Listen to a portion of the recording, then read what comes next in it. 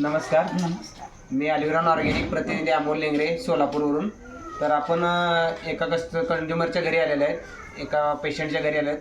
त्यांना फायटन ज्यूस घ्यायच्या अगोदर काय काय त्रास होता आणि आता फायटन ज्यूस घेतल्यानंतर काय फरक पडलाय ते त्यांच्याकडून जाणून घेऊया. नमस्कार. नमस्कार. तुमचं नाव सांगा प्रथमतः. साखराबाई गुंडलाल तांबळे.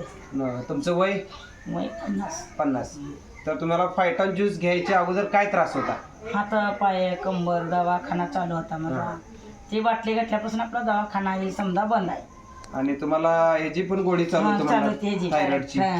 थायरॉइडची गोळी आता तुम्ही घ्यायचं चालू आहे का बंद आहे? बंद आहे आता. ती बाटली घातल्यापासून आपलं बंद आहे. त्रास होते का थायरॉइडचा? काहीच पूर्ण त्रास कमी झाले? कमी झालेला. थायरॉइड बी तुमचं कमी झालं? कम झालेला आहे. अजून दुसरा काय त्रास? दुसरं काय नाही. आता खाली एवढं इथून एवढा बाजू हे आहे का नाही दुखतं एवढं. थोडं दुखते ते थोडं. तेवढं. बाकीचं कंबर दुसरं दुखी, काय नाही. मान. कंबर नाही, डोकं नाही, हातापाय नाही, पोट साफ, बाथरूम साफ, समजा चांगला आहे.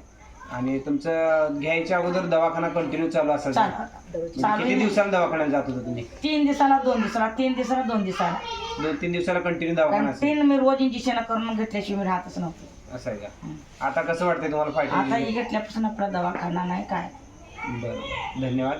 आणि तुम्ही हे फायटन ज्यूस बद्दल जे दुसऱ्यांना काय सांगू शकता, म्हणजे फायटन ज्यूस घ्यावं का इतरांनी नको? घेवावं. चांगला आहे ना? हा चांगला आहे. आपल्या तब्येताला बी चांगला आहे. आपल्या तब्येत वजन उतरतंय समज साफ हे आहे आपलं दवाखाना नाही काय नाही. ओके, चालेल. धन्यवाद.